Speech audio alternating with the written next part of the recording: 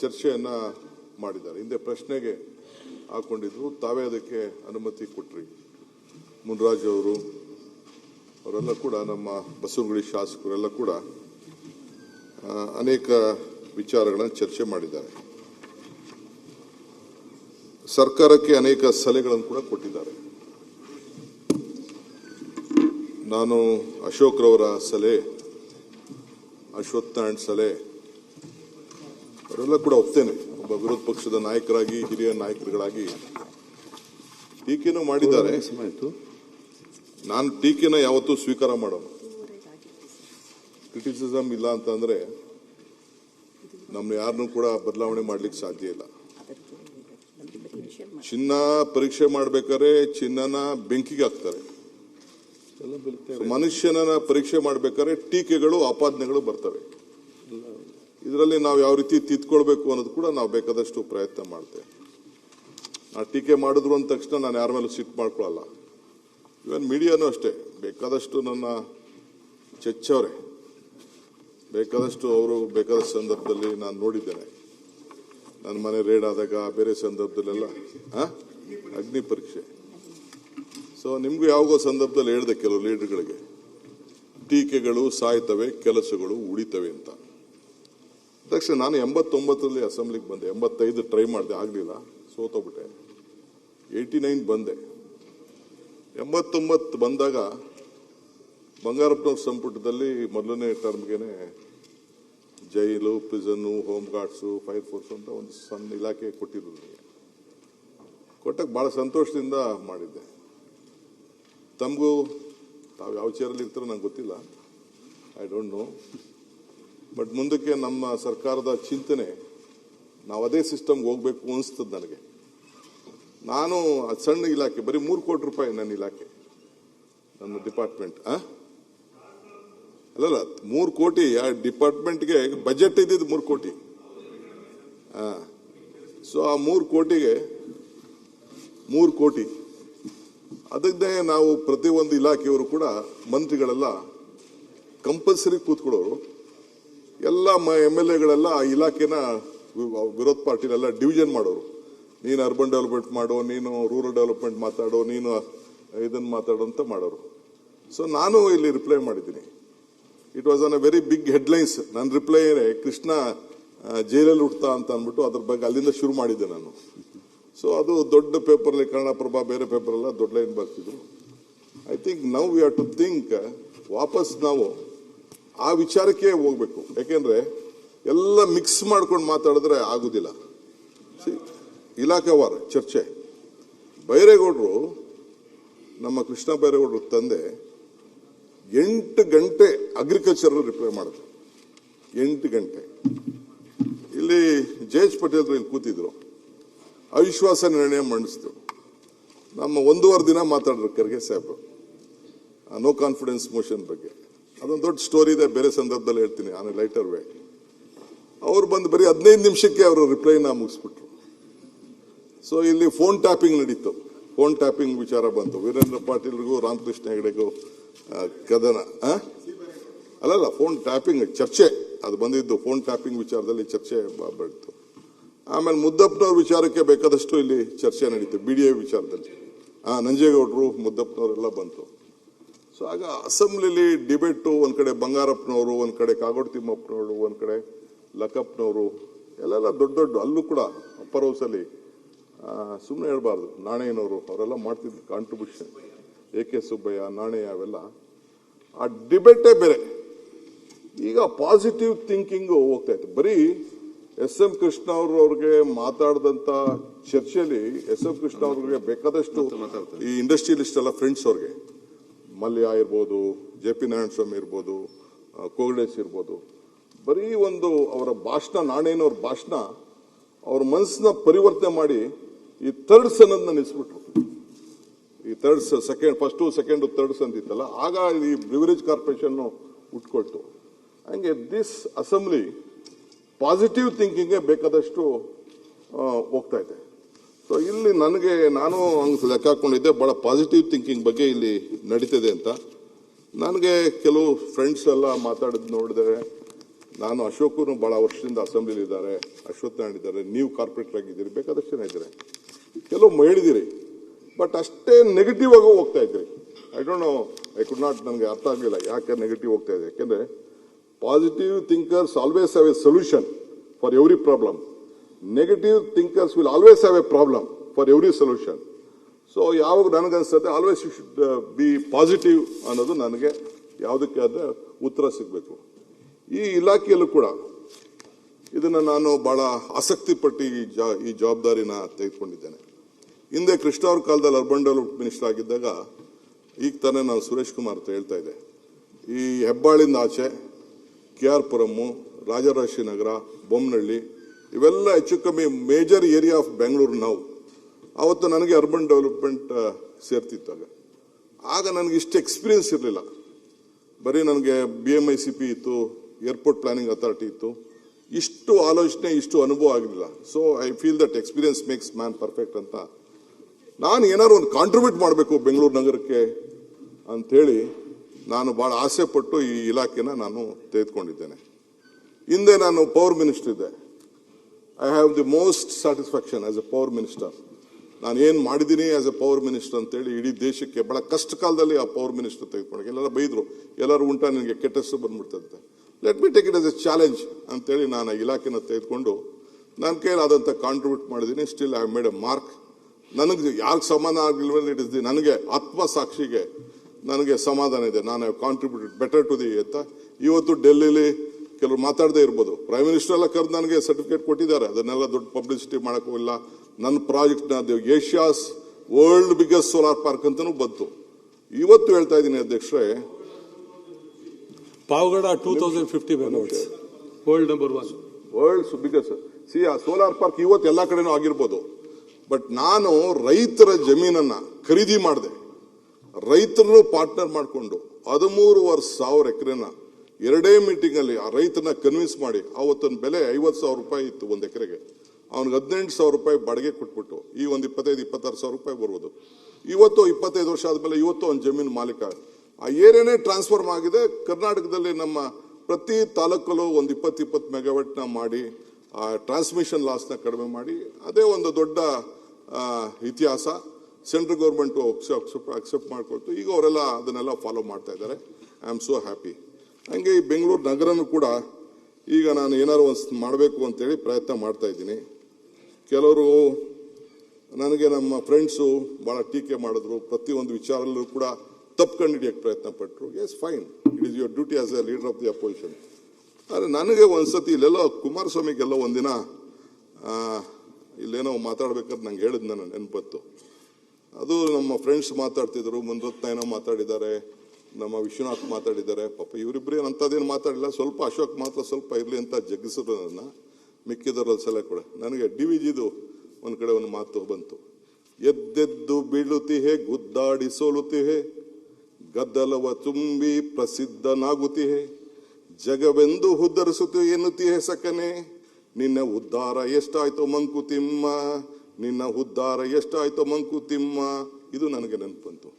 ಯಾಕೆಂದ್ರೆ ಇದನ್ನು ಏನಾದ್ರು ಒಂದು ನಾವು ಮಾತಾಡ್ಬೇಕಾದ್ರೆ ಒಂದು ಸಕ್ಸಸ್ ಸ್ಟೋರಿ ಇರಬೇಕಲ್ಲ.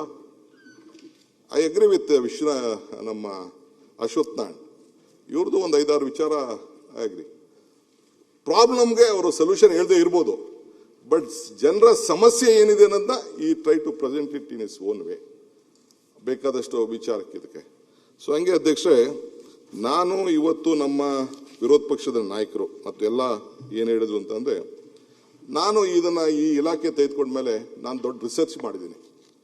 ನಾನು I am not a good student in my college, ಸ್ಕೂಲಲ್ಲೆಲ್ಲ ಒಳ್ಳೆ ಸ್ಟೂಡೆಂಟ್ ಅಂತೂ ಅಲ್ಲ. ನಾನು 3rd ಕ್ಲಾಸಲ್ಲಿ SSC ಪಾಸ್ ಮಾಡಿದವನು, ಭಾಳ ಕಷ್ಟಪಟ್ಟು ಲೇಟಾಗೆ ಒಂದು ಡಿಗ್ರಿ ಮಾಡಿದವನು. 2007ರಲ್ಲಿ ಡಿಗ್ರಿ ಮಾಡ್ಕೊಂಡವ್. ನಾನು ರಿಸರ್ಚ್ ಮಾಡಿದ್ದೀನಿ, ಏನು ಮಾಡ್ಬೋದು, what is the problem we have to, ಇದಕ್ಕೆ ಸೊಲ್ಯೂಷನ್ ಏನು. ಇದು ಬೆಂಗಳೂರು, ಯಾಕೆಂದರೆ ಮೊದಲು ನಾನಿದ್ದಾಗ 70 ಲಕ್ಷ ಪಾಪ್ಯುಲೇಷನ್ ಇತ್ತು. ಇವತ್ತು 1.4 crores ಪಾಪ್ಯುಲೇಷನ್ ಬೆಂಗಳೂರು ನಗರ ಆಗಿದೆ. 1,30,00,000 ವೆಹಿಕಲ್ಸ್ ಇದೆ. ಟ್ರಾಫಿಕ್ ಕಂಜೆಕ್ಷನ್, ಎಸ್, ನಾನು ಇಲ್ಲ ಅಂತ ಹೇಳೋದಿಲ್ಲ. ಯಾಕೆ ಅಂತ ಅಂದರೆ, ಬೆಂಗಳೂರು ನಗರದಲ್ಲಿ ಮಿಸ್ಟರ್ ಅಶೋಕ್, ಇಡೀ ದೇಶದಲ್ಲಿ ನಮ್ಮ ಭಾರತದಲ್ಲಿ ಆಲ್ಮೋಸ್ಟ್ ಎಲ್ಲ ಮೇಜರ್ ಸಿಟಿಲಿ ಈ ರೋಡು 16% ಇದೆ, ದೊಡ್ಡ ದೊಡ್ಡ ರೋಡ್ಗಳಿದೆ. ಬೆಂಗಳೂರು ನಗರ since it is not a planned city, ಇಲ್ಲಿ ಬರೀ 8% ಇದೆ.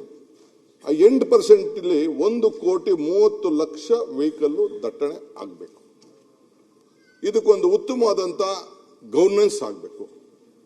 ಈ ಬೆಂಗಳೂರಲ್ಲಿರುವಂಥ ಎಲ್ಲ ಪ್ರಾಬ್ಲಮ್ಸ್ಗೆ ಏನಾದ್ರು ಒಂದು ಸೊಲ್ಯೂಷನ್ ಮಾಡಬೇಕು. ಹಿಂದೆ ನಾವು ನೈಸ್ ರೋಡ್ ಮಾಡಿದೋ, ಫುಲ್ ಕಂಪ್ಲೀಟ್ ಮಾಡಲಿಲ್ಲ. ಹಿಂದೆ ಅದನ್ನು ಪೆರಿಫರಲ್ ರಿಂಗ್ ರೋಡ್ ಅಂತೇಳಿ ಎಲೆಕ್ಟ್ರಾನಿಕ್ ಸಿಟಿಯಿಂದ ಹಿಡಿದು ತಿರ್ಗಾ ಈ ಕಡೆ ಏರ್ಪೋರ್ಟ್ ರೋಡಲ್ಲಿ ನಮ್ಮ ಯಲಹಂಕ ಸುತ್ತಮುತ್ತಲು ತೆಗೆದುಕೊಂಡು ಹೋಗಿ ತಿರ್ಗಾ ಅಲ್ಲಿವರೆಗೂ ತುಮಕೂರು ರೋಡ್ ಇಂಡಸ್ಟ್ರಿಯಲ್ ನೈಸ್ ಇದಕ್ಕೆ ಕನೆಕ್ಟ್ ಮಾಡೋಕ್ಕೆ ಮಾಡಿದ್ರು. ಬಟ್ ಆದಮೇಲೆ 100 ಮೀಟರ್ ರೋಡ್ ಮಾಡಬೇಕು ಅಂತ ಮಾಡಿ they could not take it forward. ಆವತ್ತಿನ ಕಾಲದಲ್ಲಿ ಮುಗಿದೋಗಿದ್ರೆ ಬರೀ 3,000 ಕೋಟಿ ರೂಪಾಯಿಗೆ ಮುಗಿದೋಗಿತ್ತು. The political will, it may be a Congress or Dal or BJP, we did not have a political will to do it. So ಅದರಿಂದ ಏನಾಗ್ತಾ ಇದೆ, ಟ್ರಾಫಿಕ್ ವೆಹಿಕಲ್ಸು ಬಹಳ ದಟ್ಟಣೆ ಆಗಿ ಇವತ್ತು ನಾವೆಲ್ಲ ಇದನ್ನ ಅನುಭವಿಸ್ತಾ ಇದ್ವಿ. How to sort out this problem. ಆಮೇಲೆ ಜನರಿಗೆ ಆಯಿತು 195 ವಾರ್ಡ್ ಏನೋ ಇತ್ತು, ತಿರ್ಗಾ 225 ಆಯಿತು. ಗವರ್ನೆನ್ಸ್ ವಿಚಾರ, ಒಬ್ಬರೇ ಕಾರ್ಪೊರೇಷನ್ ಕಮಿಷನರು, ಒಬ್ಬರೇ ಚೀಫ್ ಇಂಜಿನಿಯರು, ಇವೆಲ್ಲ ಬೇಕಾದಷ್ಟು ದೊಡ್ಡ ಸಮಸ್ಯೆ ಇದೆ ಬೆಂಗಳೂರು ನಗರ ಸಭೆ. ಆಮೇಲೆ ಒಂದೊಂದು ವರ್ಷಕ್ಕೆ ಮೇಯರ್ ಚೇಂಜ್ ಆಗೋದು, ಅವ್ನು ಬರೋದಕ್ಕೆ ಅವನ ಅಧ್ಯಕ್ಷ ಆಯ್ತಾನೆ, ತಿರ್ಗಾ ಒಂದು ಹನಿಮೂನ್ ಪೀರಿಯಡ್, ಒಂದು ಫಾರಿನ್ ಹೋಗಿ ಬರ್ತಾನೆ, ಬರೋಷ್ಟೊತ್ತಿಗೆ ಕ್ಲೋಸ್ ಆಯ್ತದೆ, ತಿರ್ಗಾ ಇನ್ನೊಂದು ರಿಸರ್ವೇಷನ್ ಚೇಂಜ್ ಆಯ್ತದೆ. ನೋ ಲೀಡರ್ಶಿಪ್ ಬೆಳೆಲಿಕ್ಕೆ ಸಾಧ್ಯ ಇಲ್ಲ. ಈ 73-74ನೇ ತಿದ್ದುಪಡಿ ಏನಪ್ಪಾ ಅಂತಂದ್ರೆ to give more power to the young leaders. ಇವತ್ತು ಸುರೇಶ್ ಕುಮಾರ್ ಇಲ್ಲಿದ್ದಾರೆ, ನಾನು ಇಲ್ಲಿದ್ದೀನಿ, ಬಸವರಾಜ್ ಇದ್ದಾರೆ, ಬೇರೆಯವರೆಲ್ಲ ಇದ್ದಾರೆ. ಎಲ್ಲ ಕಾರ್ಪೊರೇಷನ್ ಇಂದ ಅವರೆಲ್ಲ ಬಂದು, ನಮ್ಮ ಇವರಿದ್ದಾರೆ ಮಹಾಲಕ್ಷ್ಮಿ ಲೇಔಟ್ MLA ಇದ್ದಾರೆ, ಅವರೆಲ್ಲ ಕಾರ್ಪೊರೇಷನ್ ಇಂದ ಕಾರ್ಪೊರೇಟರ್ಗಳಾಗಿ ಬೆಳೆದು ಇವತ್ತು ನಾಯಕರಾಗಿ MLAಗಳಾಗಿ ಮಂತ್ರಿಗಳಾಗಿದ್ದಾರೆ. ಇವತ್ತು ನಮ್ಮ ಜವಾಹರ್ಲಾಲ್ ನೆಹರು ಅವರು, ಸರ್ದಾರ್ ವಲ್ಲಭಾಯ್ ಪಟೇಲ್ ರವರು, ಅವರೆಲ್ಲ ಕಾರ್ಪೊರೇಟರ್ಗಳಾಗಿ ಇದು ಅಲಹಾಬಾದ್ ಅಧ್ಯಕ್ಷರಾಗಿ ಈ ದೇಶದ ಪ್ರಧಾನಮಂತ್ರಿ ಆಗಿದ್ದಾರೆ. Netaji Subhash Chandra Bose was a commissioner of Calcutta. Rajagopalachari, Sardar Vallabhbhai Patel, Kengal ಹನುಮಂತಯ್ಯನ್ ಬ್ಯಾಂಗ್ಳೂರ್, ರಾಮನಗರದವರಾದ್ರೂ ಕೂಡ ಇಲ್ಲಿ ಬಂದು ಕಾರ್ಪೊರೇಟರ್ ಆಗಿ ಇಲ್ಲಿ ಮುನ್ಸಿಪಲ್ ಅಧ್ಯಕ್ಷರಾಗಿ ಕೆಲಸ ಮಾಡಿದಂಥವ್ರು ಇವರು. ನಮ್ಮ ವಿ ವಿ ಗಿರಿ ಬಿಡಿ, ನಮ್ಮ ಇವರು ಜಟ್ಟಿ ಅವರು ಪಂಚಾಯತಿ ಅಧ್ಯಕ್ಷರಾಗಿ ಉಪಾಧ್ಯಕ್ಷರಾಗಿ ಸ್ಥಾನ ಮಾಡಿದ್ರು. So this 73rd, 74th amendment is a basic institution to create young leaders, new leaders, ಹೊಸ ನಾಯಕರುಗಳನ್ನ ಬೆಳೆಸಿದಂತ ಒಂದು ದೊಡ್ಡ ಅವಕಾಶ ಇದಿದೆ. ಇಲ್ಲಿ ಬೆಳ್ಕೊಂಡು ಬಂದಂತವ್ರಿಗೆ ಬೇಕಾದಷ್ಟು ಎಲ್ಲ ಸಮಸ್ಯೆಗಳು ಪ್ರಾಬ್ಲಮ್ ಬರ್ತದೆ. ನಾನು ಕೂಡ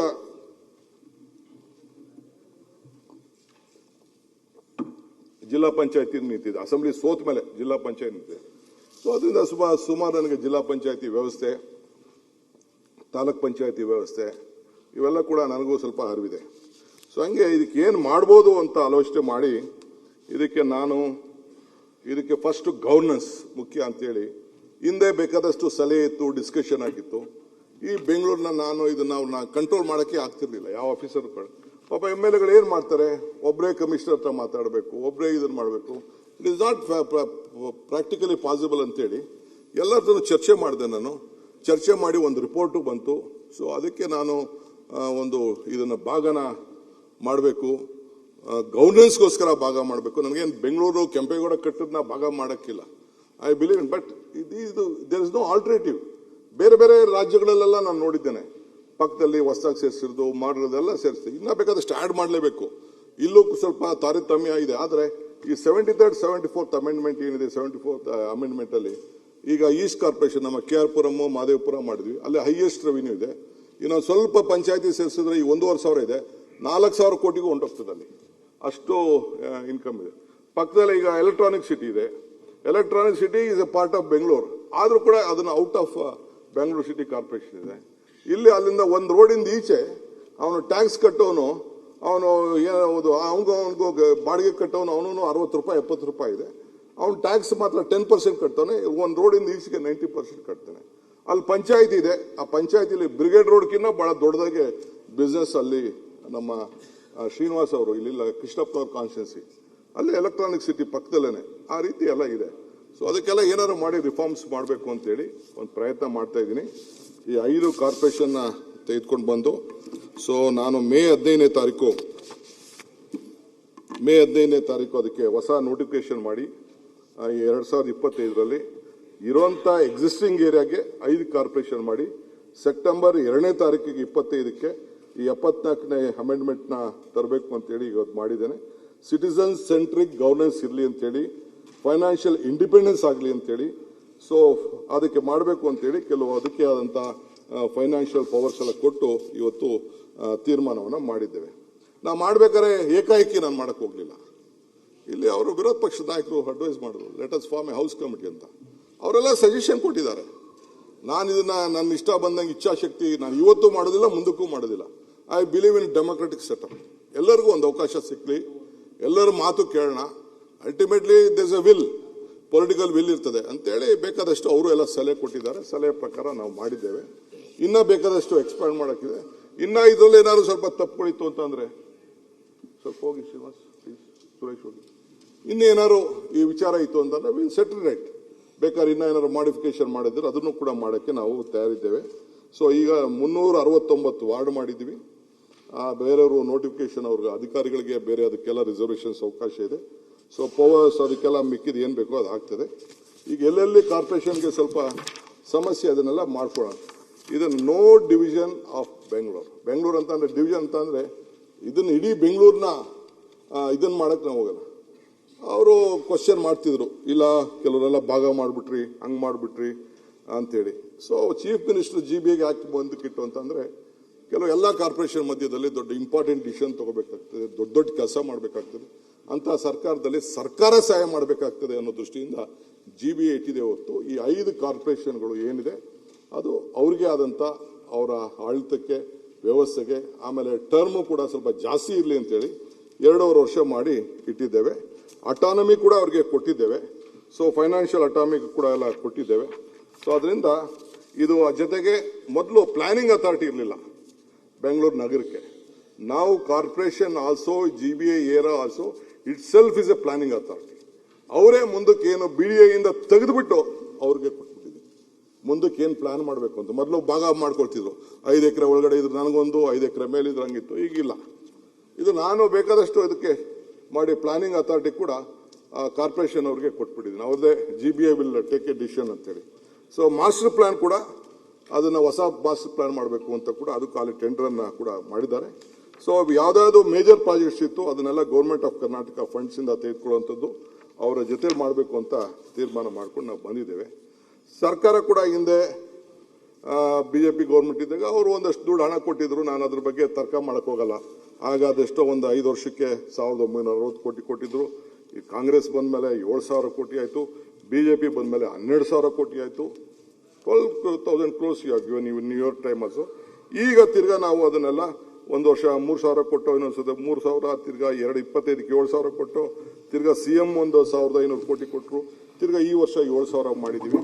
ಸೊ ಹಂಗೆ ಕಾಲಕ್ಕೆ ತಪ್ಪಂತೆ ಬಂದಂಗೆ ಸ್ವಲ್ಪ ಎಲ್ಲ ದುಡ್ಡು ಕೂಡ ಜಾಸ್ತಿ ಆಗ್ಕೊಂಡು ಹೋಗಿದೆ. ನಮ್ಮ ಟ್ಯಾಕ್ಸ್ ಕಲೆಕ್ಷನ್ ಕೂಡ ಬೇಕಾದಷ್ಟು ಎನ್ಹಾನ್ಸ್ಮೆಂಟ್ ಆಗಿದೆ. ಟ್ಯಾಕ್ಸ್ ಕಲೆಕ್ಷನ್ ನೀವು ಇನ್ನೇನು ಹೇಳ್ತೀವಿ ಅತಿ ಹೈಯೆಸ್ಟ್ ಇದೆ ಕಂಟ್ರಿ ಅಂತ. ನಾನು ಏನು ಚೇಂಜ್ ಮಾಡಿಲ್ಲ. ನೀವೇನು ಕಾನೂನು ಮಾಡಿದ್ರಿ 2020ರಲ್ಲಿ, ನೀವೇನು ರೇಟ್ ಇಟ್ಟಿದ್ರಿ ಆ ರೇಟೇ ಇಟ್ಟಿದ್ದೀನಿ ನಾನು. ಇನ್ನು ನಾನು ಬೇಕಾದಷ್ಟು ಅವ್ರಿಗೆ ಅನುಕೂಲ ಮಾಡಿಕೊಟ್ಟಿದ್ದೀನಿ. ರಿಡಕ್ಷನ್ ಪೆನಾಲ್ಟಿನ, ಒನ್ ಟೈಮ್ ಸೆಟ್ಲ್ಮೆಂಟು, ಬರೀ 100 ರೂಪಾಯಿ ಪೆನಾಲ್ಟಿ, ಬರೀ 5 ವರ್ಷದ್ದು ಲಿಮಿಟೇಷನು, ಹಿಂಗೆಲ್ಲ ಇಟ್ಟು ಕೊನೆಗೆ ಏನೋ ಒನ್ ಟೈಮ್ ಸೆಟ್ಲ್ಮೆಂಟ್ ಮಾಡೋದಕ್ಕೆ 1,277 ಕೋಟಿ ರೂಪಾಯಿ ಎಕ್ಸ್ಟ್ರಾ ಕೂಡ ಬಂದಿದೆ. ಸೊ ಈ ಟ್ರಾಫಿಕ್ ಕಂಜೆಕ್ಷನ್ ಪ್ರಾಬ್ಲಮ್ಗೆ ಏನೆಲ್ಲ ಸಹಾಯ ಮಾಡ್ಬೋದು, ಟ್ರಾಫಿಕ್ನ ಕಡಿಮೆ ಮಾಡಲಿಕ್ಕೆ. ಯಾಕೆಂದ್ರೆ ನಮ್ಮ ಬೆಂಗಳೂರು ಫುಲ್ ನ್ಯೂಸ್ ಯಾವಾಗ್ಲೂ ಏನೇ ಹೆಚ್ಚು ಕಮ್ಮಿ ಆದ್ರೂ ಬೆಂಗಳೂರು, ಬಾಂಬೆದು ಬರೋದಿಲ್ಲ, ಡೆಲ್ಲಿದು ಬರೋದಿಲ್ಲ, ಹೈದರಾಬಾದ್ ಬರೋದಿಲ್ಲ, ಎಲ್ಲ ಕಡೆ ನಮ್ಗಿಂತ ವರ್ಷ ಇದೆ ಟ್ರಾಫಿಕ್ಕು.